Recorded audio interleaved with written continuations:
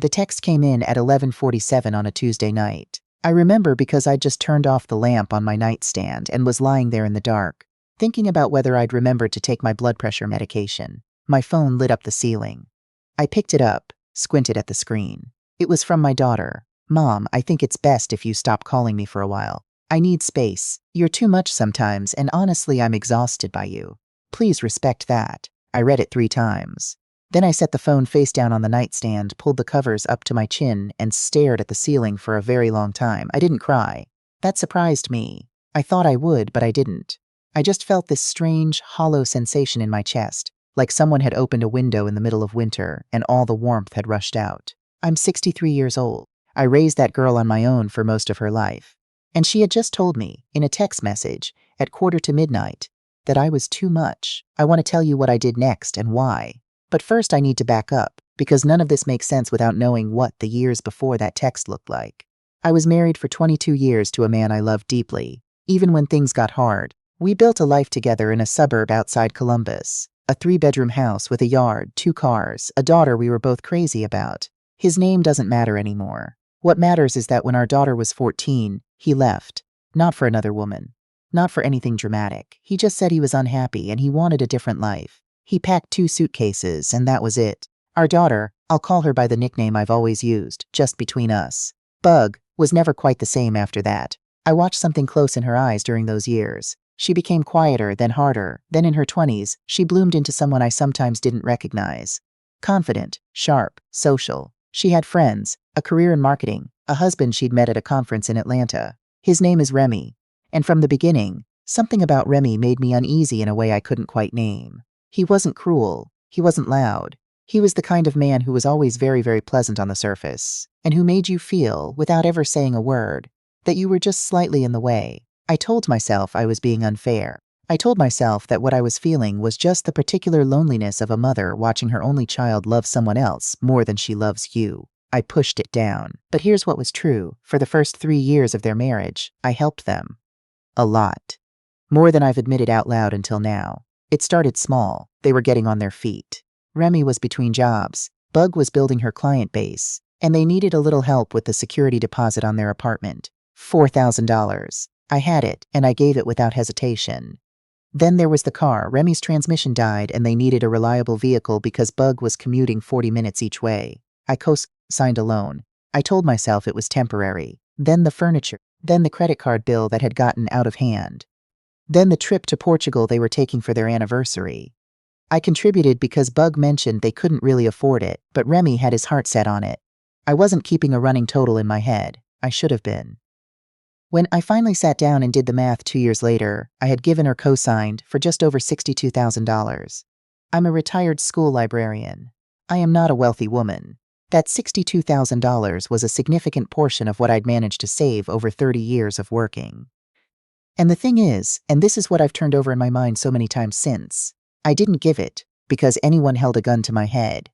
I gave it because she was my daughter, and I thought that's what mothers did. I gave it because every time I helped, she would call me, and her voice would be warm and relieved, and she would say, "Thank you, Mom. I don't know what we'd do without you." And for a few days I would feel needed and loved and close to her in a way that, when I'm being honest, I was always chasing. I gave it because I was lonely and helping felt like love, and I confused the two for a very long time. The first sign that something had shifted came about 18 months before the text message. I'd called Bug on a Sunday afternoon. We usually talked on Sundays, and Remy answered her phone. He said she was busy. I asked if she could call me back when she had a chance.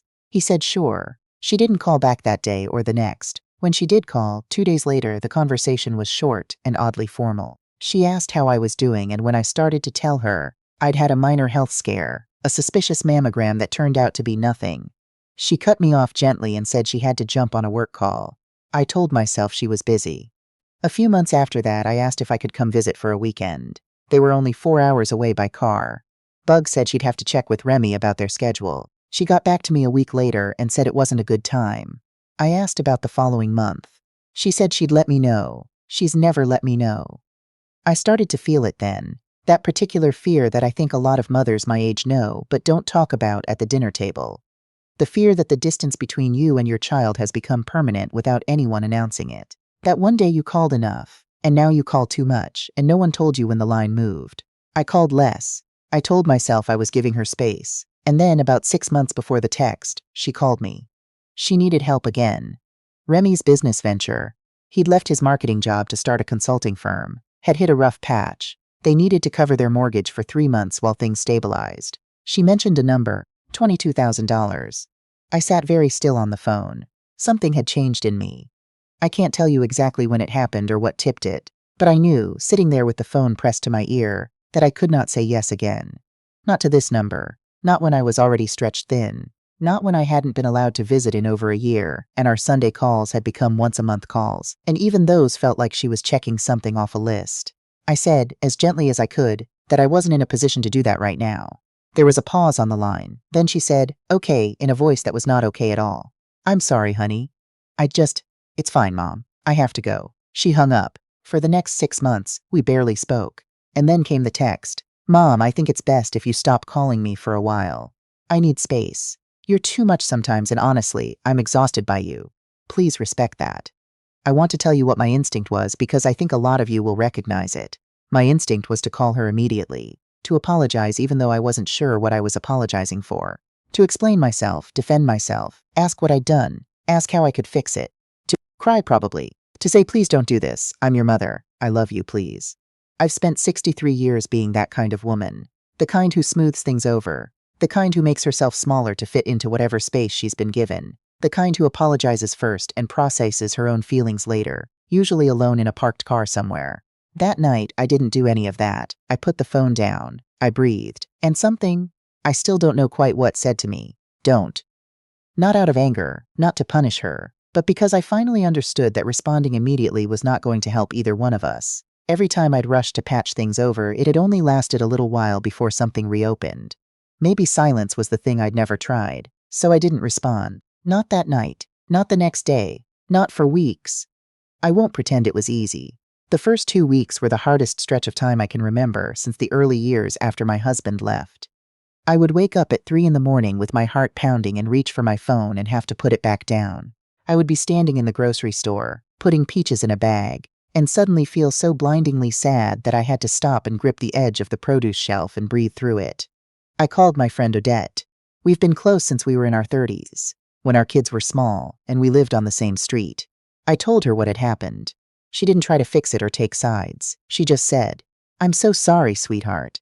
That's a terrible thing to receive from your child." And then she said, "What do you need right now?" That question nearly broke me open, because no one had asked me that in a very long time. What I needed, it turned out, was to stop pouring everything I had into a relationship that had become one-directional, and figure out who I was when I wasn't being a mother in the way I'd always understood that role. I started small. I signed up for a watercolor class at the Community Arts Center, something I'd thought about for years and kept putting off. I started walking every morning, just 30 minutes, before the heat set in. I read actual books instead of falling asleep to the television. I called Odette more, and my college roommate Bet, who I'd let fall out of my regular rotation somewhere in the business of mothering. I am not going to make it sound like a montage. Some days I was genuinely fine. Some days I sat in my kitchen and cried into my coffee and felt like the worst, most failed version of myself. But I didn't call my daughter, and she didn't call me. 8 weeks after the text, on a Thursday evening in late September, my phone rang. Unknown number, but a local area code. I almost didn't answer. I picked up on the 4th ring. "Mom." It was Bug. Her voice was different, tight, a little shaky around the edges. "Hi," I said. I kept my voice neutral. I hadn't planned to, but that's what came out. "I've been trying to reach you," she said. "I called the house phone twice. I hadn't checked the house phone in weeks. I'd stopped." "I'm here," I said. There was a pause, then, "Remy and I are having some problems, some serious problems. I don't want to get into everything right now, but I really need help, Mom. We're 3 months behind on the mortgage. The bank is starting the foreclosure process." I didn't know who else to call. I sat down slowly at the kitchen table. I want to tell you what I felt in that moment because it was complicated. There was sorrow.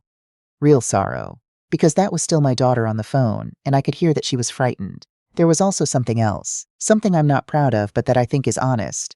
A thin, clear note of recognition. There it is. The shape of the thing I'd suspected for a long time. I didn't say any of that. I said, "Tell me what's happening." She told me. Over the next 20 minutes, the story came out in pieces. Remy's consulting firm had folded. He'd made some financial decisions she hadn't known about. Business loans taken out in both their names. A line of credit she hadn't signed off on properly. Money she thought was going toward the business that had, in fact, gone toward other things she was still trying to understand. She'd only found out 3 weeks ago. She was talking to a lawyer. When she stopped talking, there was quiet on the line. Bug, I said, I'm so sorry. That sounds incredibly hard. So you'll help? I closed my eyes. I can't do that, I said. Another silence. Longer, this time. Mom, I want to explain something to me and I want you to really hear it. I kept my voice as gentle as I could. I have given you everything I could for your whole life. And the last few years I've given more than I should have, more than I had to give because I thought it was helping. And while I was doing that, I got a text message telling me I was too much. And I spent 8 weeks in complete silence wondering what I'd done wrong. I'm not angry. I'm really not. But I cannot give you $22,000 right now, or anything close to it. She didn't speak for a moment. That's not, Mom. This situation with Remy is different. I didn't know about any of this, believe you. I really do. But honey, the money isn't there. And even if it were, I have to be honest with you about something I should have said years ago. I can't keep being the emergency fund. Not while I'm also being kept at arm's length. I heard her breathing.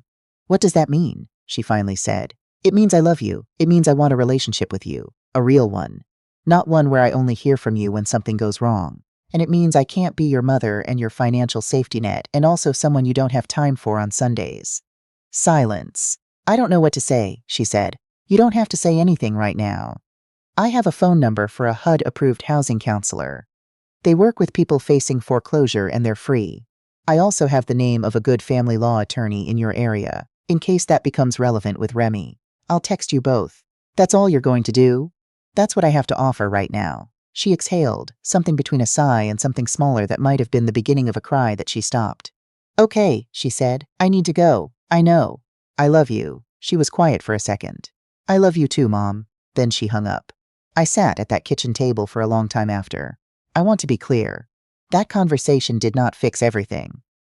We are not on the other side of this, wrapped up in some tidy resolution. In the months since, we have spoken more regularly. The Sunday calls have returned. Slow and a little careful, like two people learning to walk on ground that might still shift. She's separated from Remy. She's working through the financial damage with her attorney and a credit counselor. She told me recently, on one of those Sunday calls, that she was in therapy. I told her I was glad. There was a pause, and then she said something I've turned over in my mind many times since. She said, I think I needed you to stop, Mom. I didn't know that's what I needed, but I think I did. I didn't say anything for a moment. Then I said, I think I did too. Here's what I've learned at 63, the hard way, over the course of a long and imperfect life of loving people. Silence is not indifference. It can be the most active thing you do. It can be the refusal to keep filling a space that needs to stay empty for a while, so both people can feel the shape of it. I spent decades believing that love meant being available at all times, that saying no was a kind of abandonment, that if I held on tight enough and gave enough and showed up enough, I would never have to feel the way my husband's leaving made me feel. Like something surplus, like something too much. And what I know now, sitting here in a kitchen that is mine alone, with a watercolor painting drying on the counter and a coffee mug that says, Libraries are for lovers of Reading that my friend Odette gave me for Christmas, is that I was wrong. Love doesn't mean making yourself smaller until you disappear. And the people who need you to disappear are not people who are loving you back. I'm still learning what it looks like, the version of me who takes up her rightful amount of space. Some days I'm better at it than others. But I'm still here. I'm still at the table, and I answered when she called.